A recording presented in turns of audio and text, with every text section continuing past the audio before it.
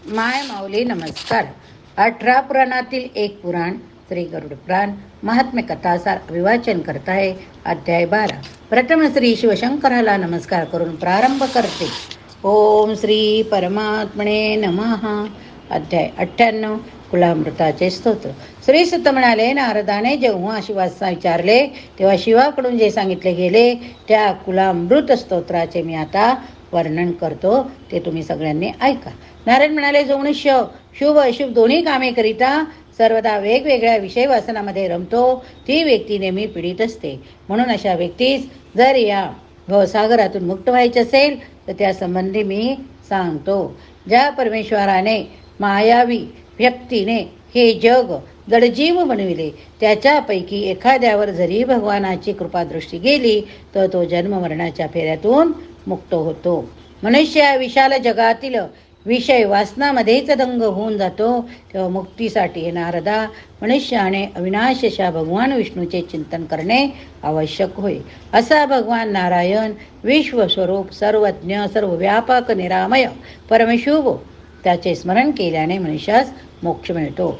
संसारिक बंधनातून मुक्तीची इच्छा करणारा मनुष्य अशा प्रकारे नारायणाच्या स्मरणाने मुक्त होतो. श्री सुत म्हणाले, याप्रमाणे प्रथम नारदाने विचारलेल्या प्रश्नाची वृषध्वजाने जी व्याख्या केली ती मी आता सांगते. म्हणून निर्वाज सर्व निरपेक्ष बुद्धीने ब्रह्माचे निरंतर ध्यान केल्याने तू शाश्वत पद प्राप्त करू शकशील. शस्त्र अश्वमेध यज्ञापेक्षा एक वेळ केलेले विष्णूचे ध्यान अधिक फलदायी ठरते. इतके विष्णू नामाच्या चिंतनाचे महात्म्य आहे. याप्रमाणे देवर्षी नारदांनी शिवाकडून विष्णू नामाचे महात्म्य श्रवण केले. नंतर स्वतः नारदाने त्याची आराधना केली, परमपद प्राप्त केले. याप्रमाणे जो कोणी विष्णू नामाचे नित्यपठन करीतो त्याची कोटी कोटी जन्मातील पापे धुवून निघतात. भगवान विष्णूचे नाम परम दिव्य आहे, ते घेणारा अमृतत्व प्राप्त होतो. अध्याय 99. मृच्छव अष्टकाचे स्तोत्र. श्री सुत म्हणाले की मृच्छव अष्टकाचे स्तोत्र मी आता मार्कंड्याकडून सांगितल्या गेलेल्या स्तोत्राचे निवेदन करीत आहे. मार्कंड्य म्हणता, मी आता शंख चक्र धारण करणाऱ्या परम अभक्त अशा दामोदराची चरणी शरण गेलो. तेव्हा मृत्यू माझे काही वाकडे करू शकत नाही. मी वराह नृसिंह वामन माधव जनार्दन आदी रूपे धारण करणाऱ्या भगवान विष्णूच्या चरणासी लीन झालो. संपूर्ण विश्वाचा स्वामी परम पुण्य स्वरूप तिन्ही लोकांचा स्वामी अशा मान विष्णूच्या पदासी मी नतमस्तक झालो. मग मृत्यू माझी काय हानी करू शकेल. अशा प्रकारे महान आत्मधारी भगवान विष्णूची स्तुती ऐकल्यावर मृत्यू तेथून निघून गेला, कारण तो विष्णूच्या दूताकडून आधीच त्रासला होता. अशा प्रकारे धीरवीर मार्कंडेय मुनींनी साक्षात मृत्यूवर विजय प्राप्त केला. पुंडरीकाच्या नेत्राप्रमाणे नेत्र असलेले भगवान नृसिंह प्रसन्न झाल्यावर कोणतीच वस्तू दुर्लभ राहत नाही. हे स्तोत्र अत्यंत शुभ मृत्यूचा प्रभाव करण्याचे. मार्कंडेय मुनींच्या हितासाठी स्वतः विष्णूंनी स्तोत्र आपल्या मुखाद्वारे सांगितले. मृत्यूच्या अष्टकास जो कोणी नियमाने तीनही वेळेस भक्तिभावाने वाचेल मनुष्यास मृत्यू कधीच स्पर्श करू शकत नाही.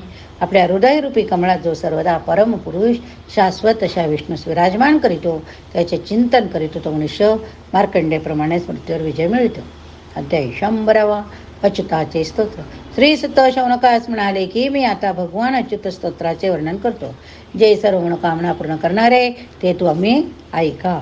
एकदा महर्षी नारदांनी ब्रह्मदेवास अच्युत स्तोत्राविषयी विचारले असता त्यावेळी ब्रह्मदेवाने जे कथन केले तेच मी आता सांगते.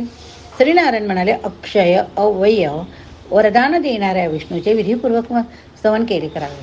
कसे करायचे या संबंधी वर्णन करणारे आपणास योग्य आहात, म्हणून त्याबद्दल आपणास आपण सांगावे.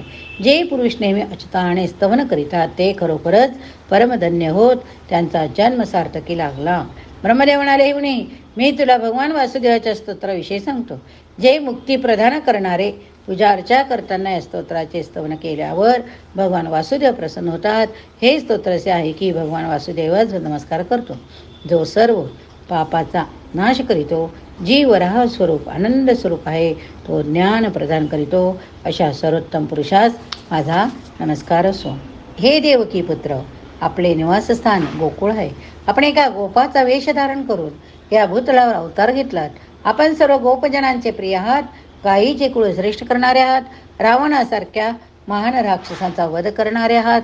आपण जन्म घेऊन वैष्णव कुळाची कीर्ती वाढवली, तेव्हा या जगाचे स्वामी असे आपल्याला माझा वारंवार नमस्कार असतो. हे लक्ष्मीपते, आपण ज्ञानगम्य आनंदरूप असे अनंत आहात. आपले रूप सर्वांना मोहविणारे आहे. आपण सदा सर्वदा विजय ही आहात. आपण सर्व ज्ञानांचा नाश करणारे गुरु, दीक्षा देणाऱ्या मंत्राचे निर्माते आहात. आपण सर्व दरिद्रीचे आधार आहात. आपण कूर्म ब्रह्मशी विष्णू रूप नृसिंह तसेच वराहरूपी आहात. हे विष्णू, आपण दिक्पाल आहात. राक्षसांचे अधिपती आहात. 12 आदित्य, 8 वसुगण, 11 रुद्र, 2 अश्विनीकुमार, मरुद्गण हे सर्व आपलीच रूपे आहेत. तात्पर्य जे काही ब्रह्मांडात आहे ते सर्व आपलेच रूप आहे. सर्वत्र आपला निवास आहे. आपण अव्यक्त असून सर्व इंद्रिय हे आपलेच रूप होय. हे अच्युता, आपल्या ह्या रूपाचं ब्रह्म म्हटले जाते की देवांनाही अप्राप्त आहे. तर मग सामान्य मनुष्य आपणास कसा प्राप्त करणार? हे ब्रह्मा, आपल्या ब्रह्मरूपाला कोण जाणवू शकेल? इतके अर्थात कुणीच नाही, कारण ते ज्ञानेंद्रियांचे पण पलीकडील वस्तू आहे. कठीण आहे. आपण अव्यक्त, नाशरहित तसेच प्रलय आणि उत्पत्ती यांच्यापासून रहित आहात. आपण निर्गुण शुद्ध स्वरूप आहात. हे पुरुष श्रेष्ठ, आपल्या ब्रह्मस्वरूपाचे ज्ञान न झाल्याने देवगण सुद्धा आपले भजन कीर्तन करीत असतात. आपल्या सूक्ष्म स्वरूपास ते कसे प्राप्त करू शकतील? हे विभो, गंधा, अक्षदा, फूल, धूप, दीपांनी मी सर्व देवतांच्या प्रतिमेचे पूजन करीतो. त्या सर्व प्रतिमा म्हणजे आपलीच विभूती आहे.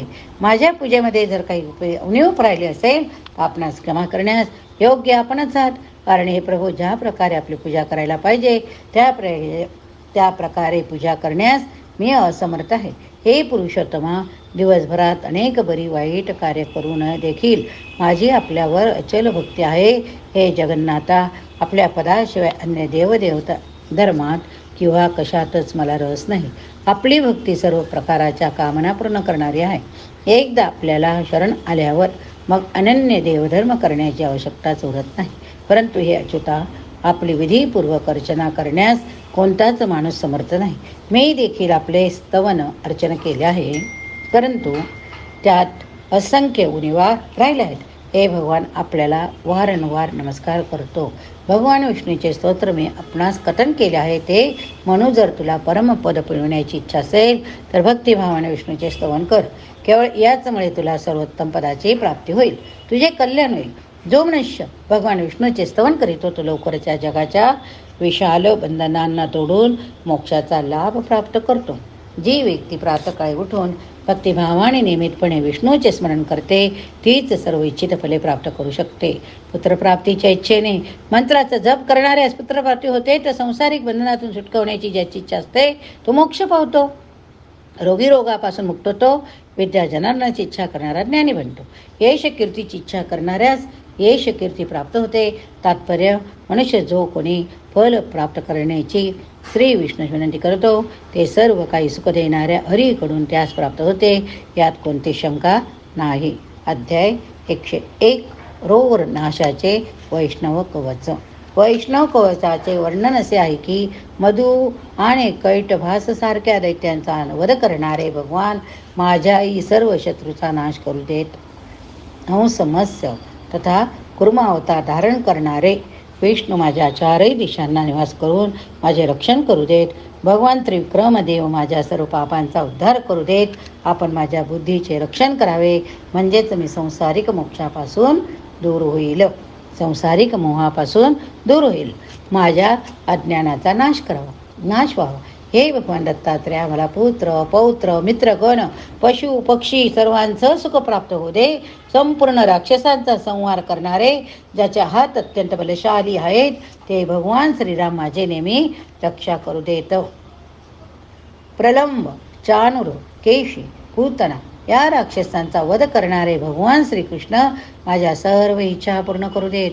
घोर अंधारात अर्थात कलियुगात राकट डोळ्याच्या पुरुषाकडे जेव्हा माझी दृष्टी जाते तेव्हा हातामध्ये पाश असणाऱ्या साक्षात यमाला पहिल्यांदागत मी घाबरून जातो. तेव्हा पुंडरीकाप्रमाणे विशाल नेत्र असलेल्या भगवान अच्युताच्या चरणी मी शरण जातो. मग मी निर्भय बनतो. संपूर्ण त्रास संकटे नाश करणाऱ्या नारायणाचे ध्यान केल्यामुळे मी या भूतलावर अत्यंत निर्भयतेने संचार करतो. हा विष्णू नामाचाच परिणाम आहे.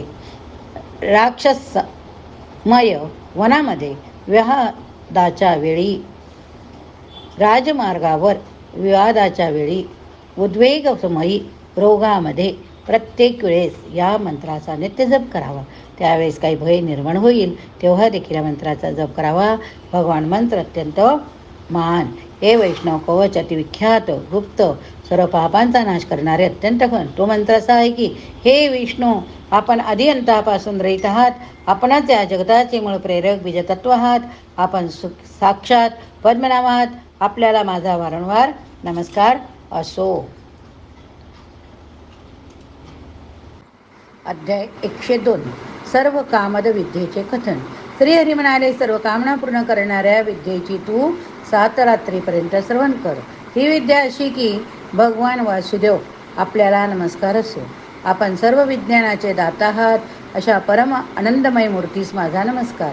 सर्व रूपाने आपणच विद्यमान. हे ऋषिकेशा, संपूर्ण जग आपलेच रूप. आपणच त्याचे उत्पत्ती स्थान. आपले मन, बुद्धी, इंद्रिय यांना कोणीच जाणू शकत नाही. इथे ज्ञान इंद्रियातील आपण सर्वत्र संचार करू शकता. आपण व्योम समान आहात. अशा आपणास वारंवार नमस्कार असो. याचा मंत्र असा आहे की, हे महाभूताचे स्वामी, आपल्याला नमस्कार असो. समस्त सत्व समुदाय कमल रेणूच्या प्रमाणे धर्म नावाच्या विद्येचे स्वामी, आपणास नमस्कार असो. चित्रकेतूच्या विद्येने आपण विद्येस प्राप्त केले, त्या आपणास वंदन असो. अध्याय 103. व्याकरणाचे कथन. कुमार म्हणाले, यानंतर मी आता व्याकरणासंबंधी सांगणार आहे, जे बालकांना समजण्यासाठी संक्षिप्तात सांगितले गेले. सुनंद, पीडत अशा प्रकारचे 2 पदे असतात. सूप या 7 प्रकारच्या विभक्त्या हो. सु, औ, जस नावाच्या एकदंतन, द्विवचन, बहुवचन अशा 3 प्रथमा विभक्ती आहेत. ही प्रथमा विभक्ती बहुधा संबोधतात. लिंगात किंवा जेथे कर्माची प्रधानता असते तेथे व कर्त्यास असते. जो शब्द अर्थाने युक्त असून धातू प्रत्ययरहित असतो त्यास प्रतिपादिक शब्द म्हणतात. अंतरेन या दोघांमध्ये कर्मामध्ये द्वितीय विभक्ती असते. ज्यांच्याकडून केले जाते त्यास करण म्हणतात. जो क्रिया करतो तो कर्ता असतो. डे, भ्याम, भेस तिन्ही वचनात 3 विभक्त्या व्यतिरिक्त चतुर्थी विभक्ती म्हणतात. संप्रदान कारकात असतात. ज्याच्यासाठी देण्याची इच्छा असते किंवा जो रुचीस पात्र असतो त्यास संप्रादन म्हणावे. दसी, भ्याम, भेस 3 वचनात पंचमी विभक्ती असते. अपादान कारणामध्ये असते. जेथून अपगमन होते ते समाधान असते. ज्याच्यापासून भय असते तेथे अपादानकारक असते. डस, होम, आम 3 वचनात षष्ठी विभक्तीची रूपे असतात. ही षष्ठी विभक्ती मुख्यत्वे करून स्वामीच्या संबोधनात असते. डी, ओम, सूप या 3 वचनात सप्तमी विभक्ती असते. घडणारी क्रिया त्या स्थानावर ज्यावेळेस होते त्या आधारास अधिकरण म्हणतात. परी, अप, और, आड यांच्या संयोगाने इतरद, ऋते आणि अन्य दिशांच्या मुखात पंचमी विभक्ती असते. यनच्या योगाने कर्म प्रवचनीय नामक संज्ञेच्या योगाने द्वितीया विभक्ती होते. विप्सा इत्यभाव चिन्हात अविभागात साहार्थात अनु हिनामध्ये अनुप म्हटले जाते. यामध्ये द्वितीया विभक्ती असते. चष्टा गतिकर्म अप्रमाणात मन्य कर्मात अनादरात द्वितीया चतुर्थी अशा 2 विभक्ती असतात. नम, स्वस्ती, स्वदा, स्वहा यांच्या योगात चतुर्थी विभक्ती असते. स आणि सार्थक शब्दाच्या योगात कुत्सित विशेषण असल्यावर तृतीया विभक्ती होते. काळ भाव यामध्ये सप्तमी असते. स्वामी, ईश्वर, अधिपती, सुतक यांना निर्धारण करण्यासाठी 2 प्रकारच्या विभक्त्या असतात. प्रतिपादक 2 प्रकारचे असतात. एक नाम, दुसरा धातू असतो. भू इत्यादीपासून तीड होतात. तीडपासून लकार होतात. ते लकार अंश म्हटले जातात. तीप्र, तस, जी हे 3 तिंग प्रत्यय प्रथम पुरुषी असतात. मध्यम पुरुषात सिप, ठस, थ 3 प्रत्यय एकवचन, द्विवचन, बहुवचनात असतात. उत्तम पुरुषात नीप, वस, मस हे 3 तीड प्रत्यय असतात. 3 पुरुष 3 वचनातील तीड प्रत्यय परस्मैपद पद होतात. दुसऱ्यासाठी क्रियेचा जो प्रयोग केला जातो तो परस्मैपद पद म्हटला जातो. आता आत्मनेपदासंबंधी बहुतेक आत्ता, म व ज हे 3 वचनातील आत्मनेपदात प्रथम पुरुषाचे तीड प्रत्यय ये वै मै 3 उत्तम पुरुष.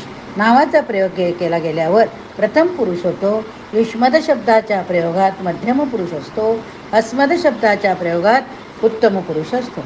भू इत्यादी धातू म्हटले जातात, त्यांच्यापासून सनादी प्रत्यय होतात. लट लकार वर्तमान काळात असतो. लट ललाकारात धातूच्या आधी स्म लावल्याने भूतकाळी असा अर्थ स्पष्ट होतो, प्रगट होतो. अनध्ययनत भूतकाळात लड ललकार लकार असतो. विधी आधीच्या अर्थाने अनुमतीमध्ये लिड असतो. मंत्रणात लोड ललार असतो. निमंत्रण प्रार्थना आशीर्वादात लड लकार होतो. तीनही काळात भाव कर्म कर्ता यांच्यात हृदंत प्रत्यय असतात. केवळ धातूचा अर्थ जेथे धोतन होतो त्याला भान म्हणतात. तृण तव्य अनिपर शत्रू शानच अधिकृत प्रत्यय धातूपासून होतात. अध्याय 104 सदाचाराचे कथन. श्री शौनक सुनकास म्हणतात. श्रीसूत शौनकास म्हणाले की भगवान हरीकडून श्रवण केल्यानंतर ब्रह्मदेवाने जे व्यास महर्षींना सांगितले ते मी आता तुम्हाला सांगते. श्रुती स्मृतीचा अभ्यास करून मग वैदिक कर्म करावी. वैदिक कर्मांना प्राथमिकता द्यावी.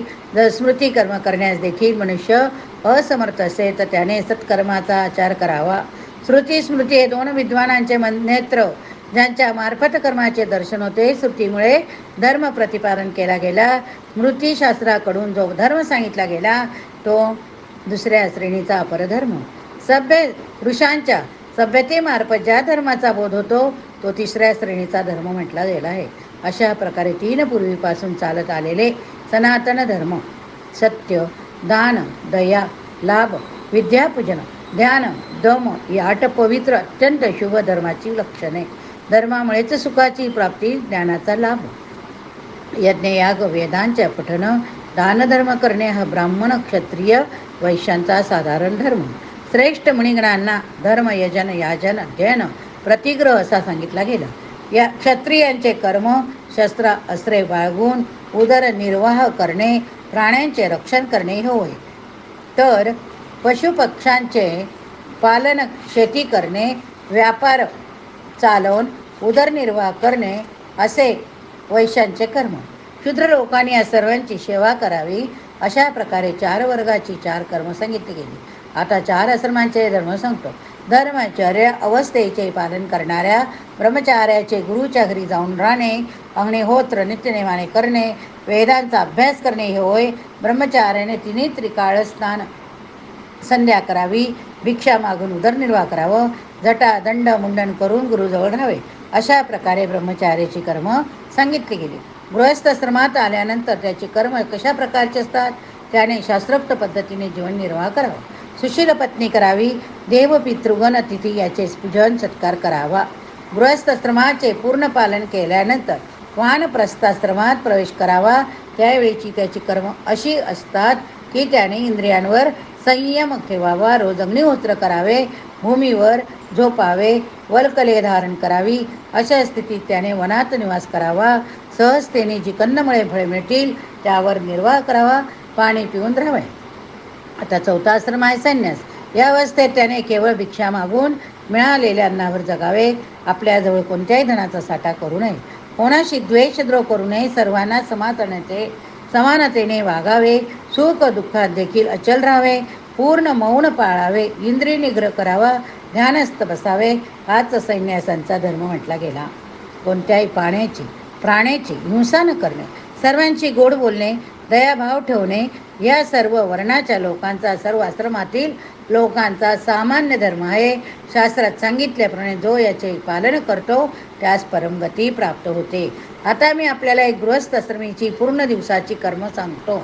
अशा गृहस्थाने प्रातःकाळी ब्राह्ममुहूर्तावर शय्येचा त्याग करावा. म्हणजेच काय, सकाळी लवकर उठावे. सर्वप्रथम धर्म अर्थाचे चिंतन करावे. रात्रीच्या अंती शौचादी क्रिया आटपून निवृत्त व्हावे. स्नानसंध्या करावी. शारीरिक शुद्धीबरोबरच मानसिक शुद्धी होणे देखील महत्त्वाचे. सर्वप्रथम 3दा आचमन करून मुखशुद्धी करावी. नंतर ऋग्वेद, यजुर्वेद, सामवेदाचे क्रमाने पठण करावे. त्यानंतर इतिहास, पुराण, वेदांग यांचे पारायण करावी. मुखामध्ये आकाश, नाकात वायू, नेत्रामध्ये सूर्य, कानामध्ये दिशा, नाभीमध्ये प्राण, हृदयात ब्रह्मा यांना स्पर्श करावा. ऋषीमुनींच्या पायावर डोके ठेवून त्यांना प्रसन्न करावे. दोन बाहूमध्ये यम, इंद्र, वरुण यांना, चरणामध्ये कुबेर, वसुधा यांना, दोन्ही हातात विष्णू, इंद्र यांना स्पर्श करावा. तळ हातावरील सर्व देशा, सर्व नद्या आहेत त्यांना स्पर्श करा. प्रातःकाळी उठल्यानंतर दातांची स्वच्छता अवश्य करावी. तसे न करणारा लोकांमध्ये अप्रिय ठरतो. दातांच्या स्वच्छतेसाठी कदंब, बिल्व, खादीर, वट, अर्जुन वनस्पती औषधी असतात. कटू, तुरट, तिखट असा स्वाद असलेली वनस्पती आरोग्य, सुख प्रदान करते. प्रातःकाळी स्नान करणाऱ्याने आत्मा शुद्ध होतो. तो संपूर्ण कार्य करण्यास योग्य ठरतो. दिवसभर शरीरातून अनेक मलयुक्त स्राव होत असतात. त्याकरिता स्नानशुद्धीसाठी आवश्यक मानले गेले. प्रातःकाळी स्नान केल्याने मन प्रसन्न होऊन त्यामध्ये सौभाग्याची उत्पत्ती होते. असे स्नान शोक दुःख हरण करणारे असते. गंगे इतके पवित्र समजून स्नान करावे. हस्त नक्षत्र, ज्येष्ठ महिन्यात शुक्ल पक्षातील दशमी तिथी, दसरा अशा काही तिथींना केलेले स्नान पाप नष्ट करणारे असतात. या ठिकाणी हा भाग संपवूया. पुढील भागात ह्याच भागातील उर्वरित भाग बघूया. हरये नमः. हरये नमः. पुराणां सर्वशास्त्राणां प्रथमं ब्रह्मणा स्मृतं उत्तमं सर्वलोकानां सर्वज्ञानोपपादकम्.